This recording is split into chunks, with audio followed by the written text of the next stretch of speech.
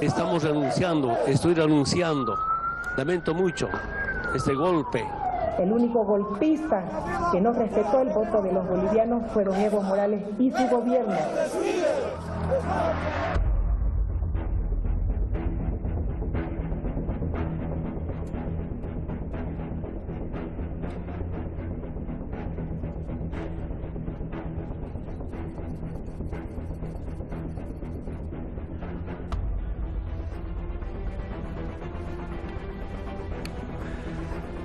Una revolución se gesta en América, una revolución donde se encuentran demasiados intereses de las potencias mundiales.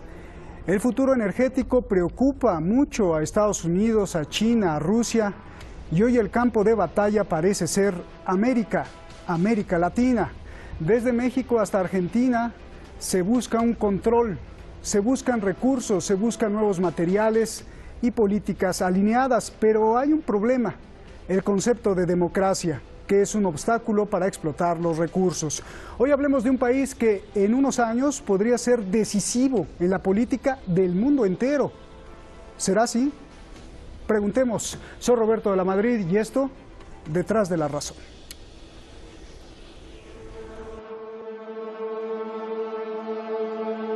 Hemos demostrado que sin el capitalismo es posible un nuevo mundo, una nueva Bolivia. Sin el Fondo Monetario Internacional es posible tener una Bolivia digna y soberana. El capitalismo no quiere rivales.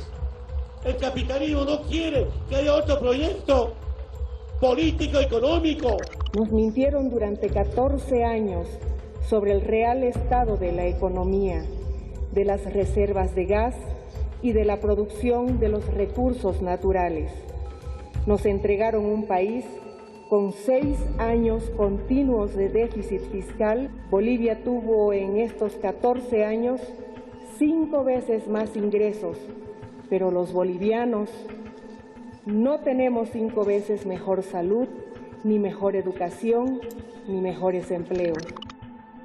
Bolivia en 14 años y con Evo Morales se convirtió en líder global en los derechos de los indígenas. Son las propias cifras del Fondo Monetario Internacional y de la ONU que avalan que Evo redujo la pobreza de un 60% en 2005 a un 30% en 2012 y que Bolivia creció 343% asombrando al mundo capitalista. De 10.000 millones de dólares de Producto Interno Bruto llegó a 42.000 millones de dólares, con un crecimiento de 5%, casi 5 veces que Estados Unidos.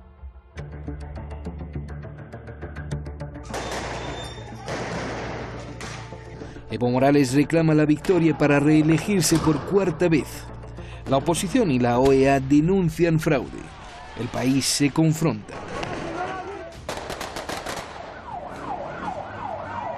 Evo dimite. Los militares lo amenazan. López Obrador, presidente de México, lo rescata.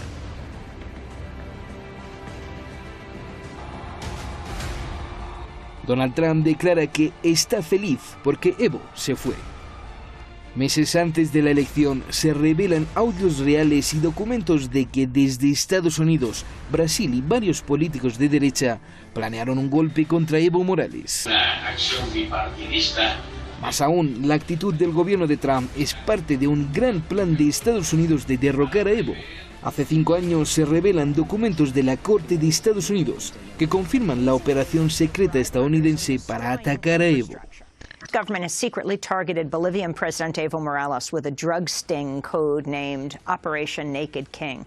The report, just released by the Huffington Post today, draws on court documents filed by a longtime DEA confidential informant, Carlos Turo. It appears to confirm Morales' long-standing suspicion that the U.S. Drug Enforcement Administration, or DEA, has sought to undermine Morales' government.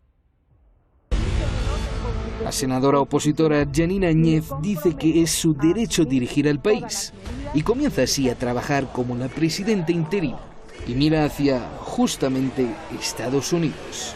Restablece los nexos diplomáticos. El embajador estadounidense regresa por primera vez en más de una década. Áñez confirma el llamado de Evo para elecciones para el próximo 3 de mayo.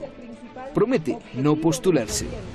Del lado conservador hay varios candidatos. Carlos Mesa y Jorge Tuto Quiroga, expresidente de Bolivia. Tú, presidente de México, país hermano mayor, debías tener dignidad, debías tener respeto, debías ayudar a recuperar democracia en Venezuela y Bolivia. Y ahora andas tan sumiso ante los gringos, tan arrodillado ante los cubanos y tan matoncito con Bolivia, pensando que somos pequeñitos y nos puedes pisotear. No vas a poder, no vas a poder. Y te pasaste de cínico y sinvergüenza. Del lado de Evo y desde Argentina, el candidato Luis Arce, considerado uno de las mentes maestras que llevó riqueza a Bolivia, fue reconocido como uno de los mejores ministros de economía del mundo, incluso por el Wall Street Journal. Estudió en Bolivia y Reino Unido y ha sido conferencista de la Universidad de Harvard y la Universidad de Chicago y Pittsburgh, y reconocido por el Banco Mundial. Se ha generado expectativas negativas, hay incertidumbre en la población sobre qué es lo que se viene, porque el gobierno de la señora Áñez no está manejando adecuadamente la economía, hay muchos desaciertos, la gente está entendiendo que estamos volviendo al pasado. Pues ahí están los hechos, ahí están todas las voces. Muchas gracias al equipo de Detrás de la Razón. Muchísimas gracias a usted. Caray, con los últimos programas de Corea del Norte, el impeachment de Donald Trump, ya llegamos a varios millones de visualizaciones, a pesar de que YouTube y Google nos ha cerrado 6 o 7 veces la cuenta de YouTube. Y les agradecemos mucho que nos hayan puesto ya como uno de los principales programas de debate en habla hispana, incluso superando a muchos de habla inglesa. Gracias, eso es gracias a usted. Y por eso pues estamos aquí. Vamos directamente con nuestros invitados. Tengo el gusto de presentar esta noche a la internacionalista Fabiola Cabral Valverde. Ella es especialista en resolución de conflictos, maestría en Derecho Internacional y profesora de la Universidad Tecnológica de Santa Cruz. Muchísimas gracias por estar aquí. Y el placer también de recibir a José Antonio Ejido, licenciado en Ciencia Política por la Universidad del País Vasco y doctor en Sociología por la Université de Provence en Francia. Bueno, no hablo bien francés, pero es eso. Gracias por estar aquí, José Antonio. Comienzo contigo, José Antonio, aunque es primero las damas, pero primero contigo para que vayamos contrastando la información. Hay muchas preguntas y les pido a los dos sean muy breves en sus respuestas, 1 minuto cuando mucho. A ver, José Antonio, explícame realmente qué está pasando en Bolivia, cuál es lo grave que podría pasar y cómo se solucionaría todo, por favor. Bueno, muchas gracias. Un saludo, Roberto. Descuéntame el minuto después del saludo muy fraternal a ti. Gracias. A tu programa y a Hispan TV. Simplemente ha habido un golpe de Estado que ha ido contra la voluntad del pueblo boliviano expresada en las urnas. Se ha puesto en el poder una extrema derecha siniestra, aupada por los militares, los norteamericanos, un golpe de Estado de los que ha tenido casi decenas Bolivia, con una gran persecución a los indígenas, a los miembros del movimiento al socialismo. La gran duda es si esas elecciones que se anuncian van a ser limpias o no. Y hay muchas dudas porque sigue habiendo mucha represión y esa dictadura quiere prolongarse en el tiempo como las dictaduras que sufrió anteriormente este país, que efectivamente ha vivido un gran momento con Evo Morales y con el movimiento al socialismo. Gracias, José. Gracias, José Antonio. Fabiola, pues a ver, adelante desde tu óptica académica, ¿es así como lo explica José Antonio? Totalmente en desacuerdo, querido Roberto, muchas gracias por la oportunidad, gracias. Pero en ese sentido no observo para nada ningún golpe de Estado, ¿no? La presidenta ha asumido el gobierno de forma constitucional, tomando en cuenta las renuncias, ¿no?, del presidente y del vicepresidente, y en ese momento la presidenta de la Cámara de Senadores, y la que sucedía en todo caso era la que actualmente está ocupando el gobierno. No, en ningún momento no hay un golpe de Estado porque no observamos militares en las calles, ¿no? Más bien, en todo caso, Bolivia está atravesando una transición de gobierno, buscando todos los mecanismos que en su momento el gobierno de Evo Morales, a través de la Corte Electoral, ha dejado un padrón, en muchos casos dañado, porque hay muestras, hay pruebas que han demostrado que hasta los muertos han votado en las últimas elecciones. Entonces, en ese sentido, el gobierno de Áñez creo que tiene un gran desafío, que es precisamente tratar de buscar transparencia en estas próximas próximas elecciones y no hay ninguna intención por parte de ella, lo han manifestado varias veces, que no se va a postular a la presidencia. Su única misión en este gobierno de transición es precisamente dejar de alguna forma un gobierno elegido por la población boliviana. Oye, Fabiola, yo no sé qué podría pasar si el jefe de la defensa o la cabeza militar en Estados Unidos saliera en televisión y le dijera al presidente Trump, mejor váyase. Eso no sería un golpe de Estado, y eso pasó en Bolivia con el señor Calimán, ¿no? No, fue una sugerencia en todo caso que se le hace al presidente Evo Morales, pero en ningún momento ni un militar en su momento salió a la calle, Roberto. Okay. Nadie salió a la calle, le sugirieron y el presidente de alguna forma renunció, pero en ningún momento no fue una imposición, ni un militar lanzó un solo disparo en la calle, nadie salió a la calle y todo el mundo acá en Bolivia lo festejó.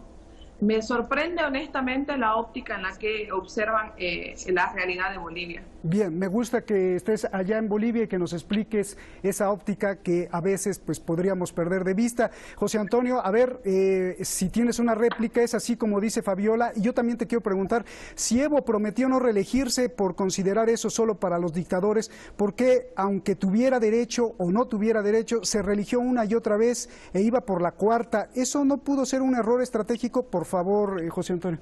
Sí, bueno, en primer lugar, el que yo esté a 7.000, 8.000 kilómetros no quiere decir que yo vaya a estar de acuerdo con los partidarios de la dictadura sanguinaria de Pinochet, que ellos pueden estar en Chile, pero yo discrepar con ellos, si la historia me da la razón a mí.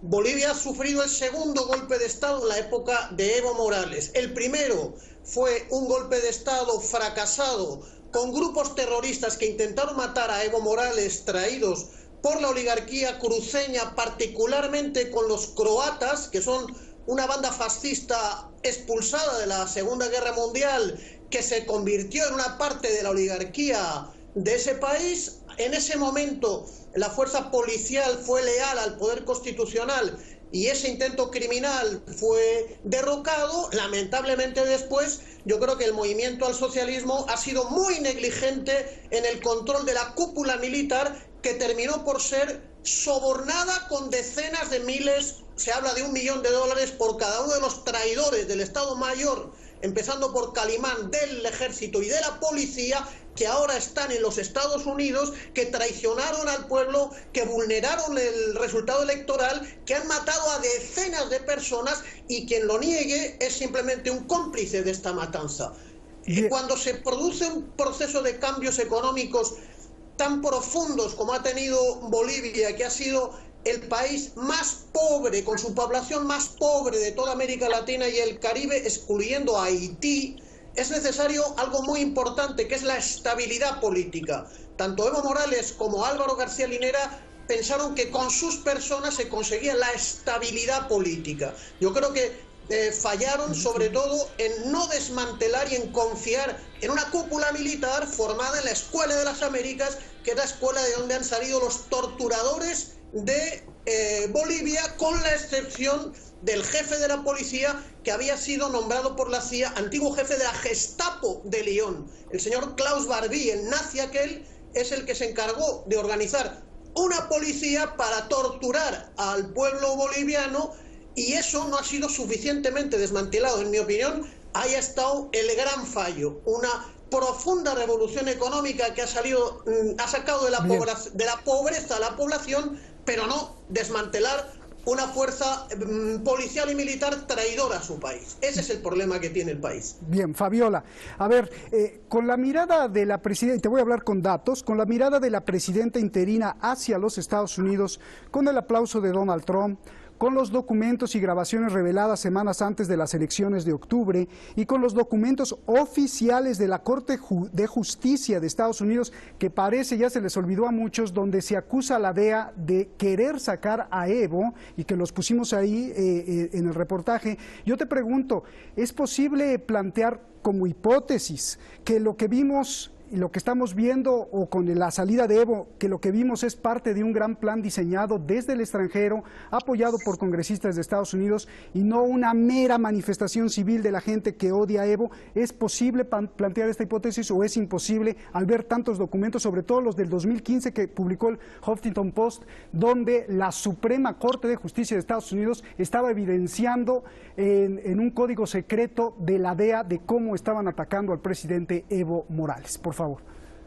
No, para nada, Roberto, discrepo totalmente con la postura. Desde mi punto de vista, como académica y siendo objetiva con los acontecimientos que han sucedido en Bolivia y en Santa Cruz, especialmente, que han sido básicamente la región que ha impulsado el movimiento para buscar de alguna forma el respeto a nuestro voto, que esa es básicamente la esencia por la cual se ha peleado en estos últimos meses, ¿no? El golpe de Estado no lo han dado los militares, no lo ha dado Calimán, Roberto.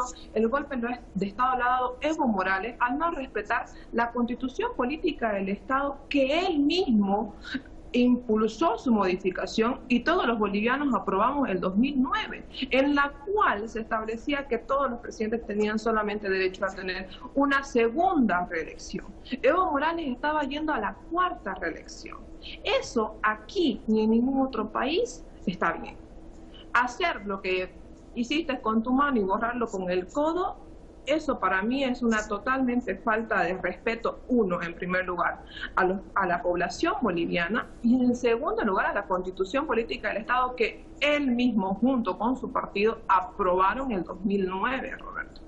Ahí es donde esto, desde mi punto de vista, como le digo, objetivo y académico, es de alguna forma una sucesión de eventos que se van sumando como una bola de nieve y terminan en noviembre precisamente con este paro de más de 20 días de la población en general para poder de alguna forma exigir respeto a su voto, ¿no? Y a la transparencia, porque nadie discute, ¿no? que creo yo va por ahí toda esta campaña que ha habido a nivel internacional por tratar de buscar que Evo Morales ha sido discriminado. Me parece lamentable que muchos profesionales caigan en esa retórica discursiva de buscar que hay racismo. Aquí no hay racismo. Para nada, Roberto. Es más, el 60% de la población en el último censo del 2012 se ha identificado con ser mestizo. Entonces, ¿cómo nos explicamos esto? ¿No? Entonces, en ese sentido, creo yo de que el golpe de Estado lo ha dado Evo Morales al tratar de propagarse en el poder por más de 14 años, ¿no? Tomando en cuenta que su propia constitución establecía que solamente podía ir a una segunda reelección. El buscar esos mecanismos y forzar todo el aparato institucional del Estado boliviano para poder prolongarse en el poder, me parece eso más bien un golpe de Estado. Bien, oye, rápido, dime, Fabiola, más o menos desde tu óptica, ¿cuál es el porcentaje del pueblo que quiere a Evo y cuál es el porcentaje que no lo quiere? Bueno, hay que reconocer de que el partido de Evo Morales, el Movimiento al Socialismo, Instrumento Político por la Soberanía de los Pueblos, en todo caso, tiene un gran porcentaje. Me atrevería a decir que hay un 30% de la población en general que todavía confía y sigue este movimiento, que en su momento es, de alguna forma, es confiable, ¿no? A través del tiempo y con sus mecanismos y formas de poder que ha tenido y la forma como ha ejercido el poder Evo Morales, ha ido teniendo un poco más de descontento en la población. Pero sí me atrevería a decir que todavía cuento con un 30% de la población que todavía confía en el partido, ¿no? Del MAS. ¿no? ¿Y en Yanín cuántos confían?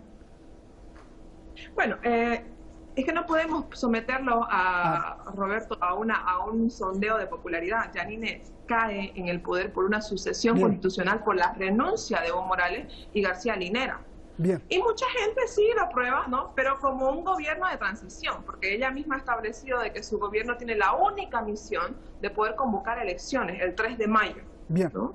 Bien. A ver, José Antonio, bueno, pues ahí tenemos material. Me dice Fabiola que el traidor fue Evo, traicionando su propia constitución, donde estableció que solo 2 mandatos y él quería, bueno, pues ya la cuarta.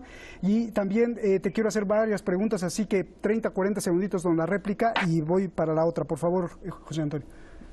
No, simplemente que con la gente que fue responsable de haber hundido en la miseria al pueblo boliviano desde la época de la colonia, no hay mucho que discutir. Con la gente que está vulnerando en nombre del academicismo los resultados electorales, no hay mucho que decir, porque entre la mentira académica está la verdad histórica y la verdad política. No tengo nada que decir. Hay una dictadura criminal apoyada por los Estados Unidos, del viejo estilo de García Meza y de Banzer, que acumula decenas de muertos. Sus responsables deberán comparecer ante un tribunal y ser castigados, y el pueblo tendrá que volver a luchar como luchó antes de llegar Evo Morales, que para conseguir el derecho al agua y el derecho al gas tuvo que poner decenas de muertos por la misma cuya responsabilidad es la misma clase social, el mismo grupo oligárquico que se ha upado en el poder y que no quiere abandonar el poder y que falsificará las elecciones. De manera que al pueblo boliviano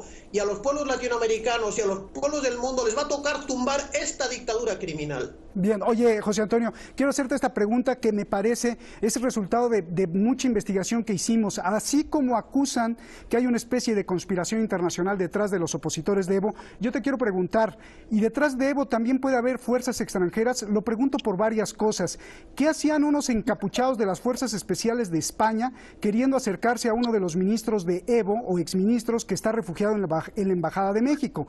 ¿Qué querían? ¿Rescatarlo? Si es así, ¿España defendiendo a Evo Morales? Qué extraño. Si no lo querían rescatar y lo querían eliminar, se revela en algunos periódicos españoles que fueron falsificados o alterados los pasaportes de las fuerzas especiales españolas para que viajaran lo más rápido a Bolivia. Podría haberlos mandado incluso Pedro Sánchez para callar todos los datos que sabían de alguna posible corrupción y financiamiento entre Evo y la política española y quizá el partido Podemos. ¿Y qué tiene que ver México? Y además, el ministro de Evo en la mira, refugiado en la embajada mexicana, es Juan Ramón Quintana Taborga, que curiosamente es egresado de la escuela maldita, y eso sí lo digo yo, de las Américas, donde Estados Unidos adiestró a todos los criminales y dictadores que masacraron a América Latina. Evo tenía como su mano derecha a una persona así, que ahora la protege México, y España lo quería rescatar o eliminar. Esto está muy sospechoso. Explícame esta maraña, por favor. No soy yo quien para explicar lo que haga la diplomacia del gobierno español, ¿no?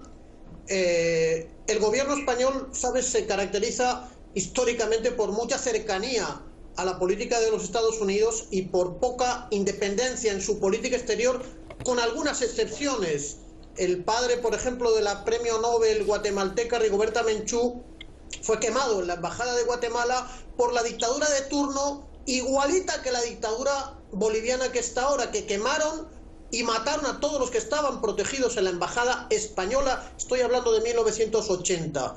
No tengo realmente ninguna idea sobre ese incidente. Lo que sí sé es que a la escolta de Evo Morales le ofrecieron miles de dólares para que lo entregasen y ser asesinado, y lo que sí sé es que los dirigentes del gobierno mejor que ha tenido jamás Bolivia, que ha sacado de la miseria a este pueblo que había sido hundido por la oligarquía que está hoy en el gobierno, los están reprimiendo, los están persiguiendo, los están torturando, los están asesinando y se han tenido que proteger en la Embajada de México, lo cual honra a México, que ha sido, por cierto, acosada y hostigada por las fuerzas de la dictadura.